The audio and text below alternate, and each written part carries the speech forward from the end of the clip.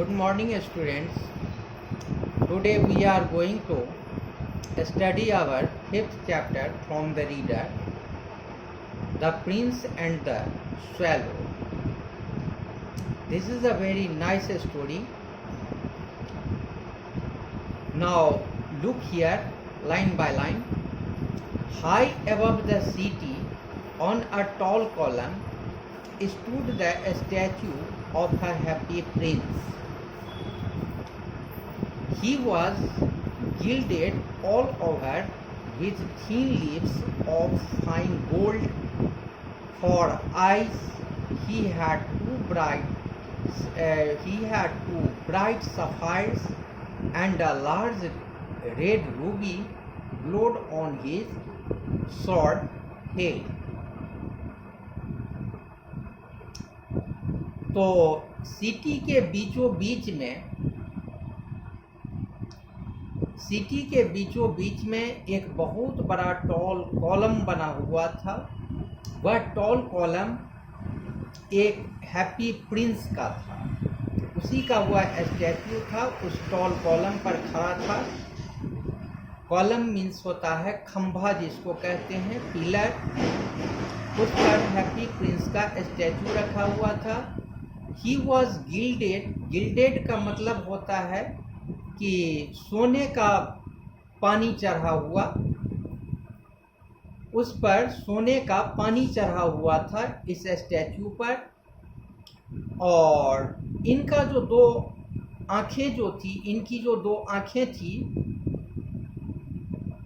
दोनों आँख में सफायर्स और रूबी लगा हुआ था, जो कि काफ़ी शाइन कर रहा था। On his Ruby glowed on his sword hilt. Sapphires इनके आँखों में था, और यह जो गिल्ड कहते हैं, इसका जो मुट्ठा है या स्वॉर्ड का जो मुट्ठा है, handle of the sword, that is called the hilt. He was very much admired indeed. He is as beautiful as a weathercock, remarked one of the town councillors, who wished to gain a reputation for having artistic taste, only not quite so useful, he added, fearing lest people should think him unpractical, which he really was not. इनकी मूर्ति को जो कोई देखता था, इस statue को जो कोई देखता था, सब कोई इसकी तारीफ किए हुए बिना नहीं रह पाता था। उसी में एक टाउन काउंसिलर्स था, जो कि रिमार्क किया, माने उसकी उक्ति के अनुसार, यह वेदर कॉक जो होता है, वेदर कॉक बिल्डिंग के ऊपर में कॉक के आकार का जो वेदर इंफॉर्मेशन देने के लिए जो बना हुआ होता है, उसको वेदर कॉक कहते हैं। वह मेटल का बना होता है। उसी तरह से इनकी सुंदरता का कंपैरिजन किया गया है। माने he looked so beautiful as a weather cock. Now come to the next paragraph. Why can't you be like the happy prince? Asked the sensible mother of her little boy, who was crying for the moon. The happy prince never dreams of crying for anything.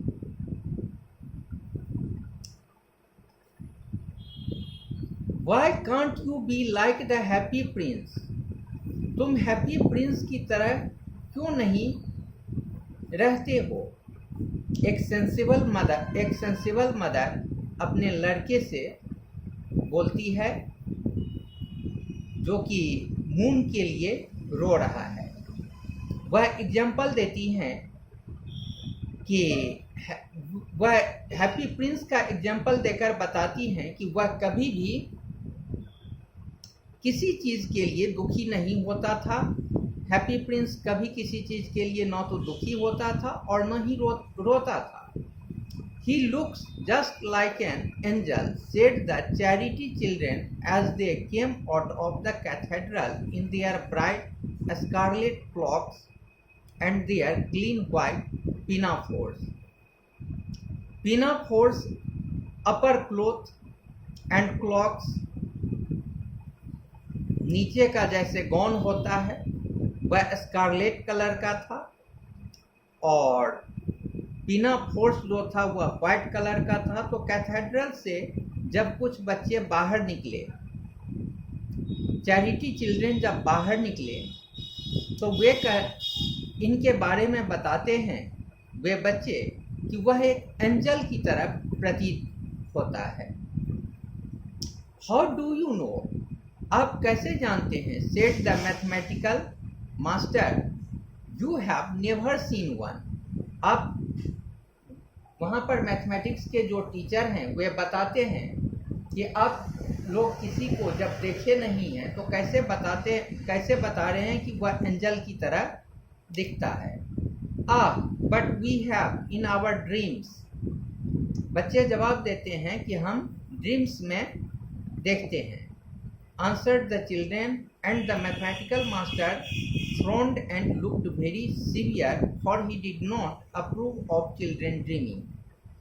तो यह answer सुन करके mathematics teacher का भौं काफ़ी तन जाता है और वे काफ़ी सीवियर प्रतीत होते हैं। सीवियर मीन्स हार्ड, काफ़ी कड़ा प्रतीत होते हैं, क्योंकि वे कभी भी बच्चों को स्वप्न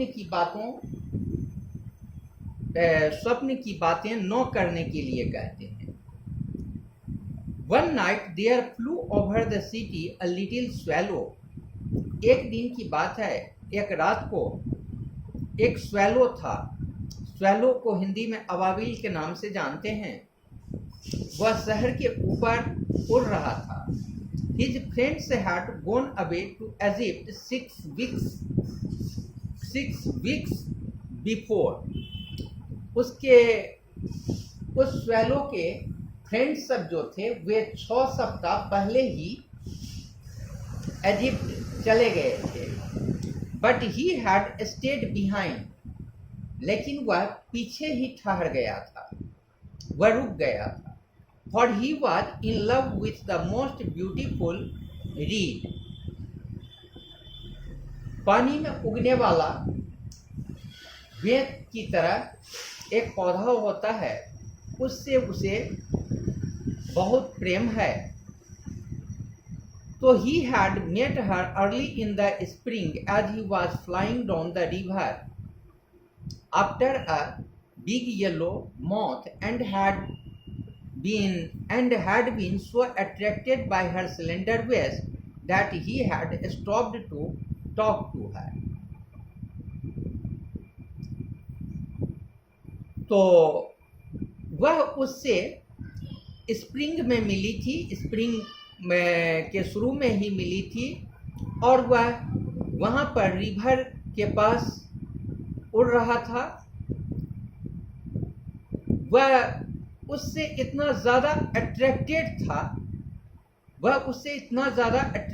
था कि वह उससे कुछ बातें करना चाहता था। Shall I love you, said the swallow, who loved to come to the point at once, and the reed made him low bow. और उसके सामने उनको झुकना पड़ा यह बात कहने के लिए। It is a ridiculous attachment, twittered the other swallow. दूसरा swallow सब जो था वह बोला कि यह एक रिडिक्यूलस मीन्स होता है हास्यास्पद, यह एक हास्यास्पद मिलन है। She has no money and far too many relations, and indeed the river was quite full of reeds.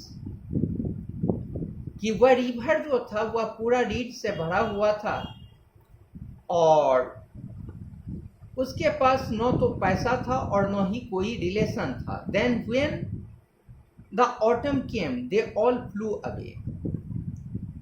और वहाँ से ऑटम आने के बाद सब वहाँ से उड़कर चला गया। तो after they had gone he felt lonely and began to tire of his lady love. She has no conversation, he said. तो जब उसका सारा दोस्त वहां से चला गया था तो वह अकेला पड़ गया था और वह थकावट महसूस करने लगा था, क्योंकि उसकी किसी तरह की बातचीत भी नहीं हो पाई थी. I admit that she is domestic, he continued, but I love traveling and my wife consequently should also love traveling. लेकिन मुझे ट्रैवलिंग पसंद है और मेरी वाइफ को भी ट्रैवलिंग पसंद होना चाहिए. Will you come away with me? He finally said to her, but the reed shook her head. You have been trifling with me, he cried. बाद में जाकर के वह बताया कि तुम मेरे साथ ट्रिपलिंग कर रहे हो, तुम मेरा उपहास उड़ा रहे हो. और वह यह कह करके काफ़ी दुखी हुआ और फिर वह आगे बढ़ने लगा. I am off to pyramids, good bye, and he flew away. Good bye कह करके वह वहाँ से उड़ गया. तो all day long he flew and at night time he arrived at the city. वहाँ से उड़ने के बाद वह रात के समय उस शहर में पहुँचा. Where shall I put up? He said, कि मैं यहाँ पर पुट अप मीन्स लीव, कि हम कहाँ पर रहें, कहाँ पर ठहरें. Then he saw the statue on the tall column. उसके बाद उसे एक टॉल कॉलम नज़र आया, एक खंभा जैसा नज़र आया जिस पर कि एक स्टैचू को देखा.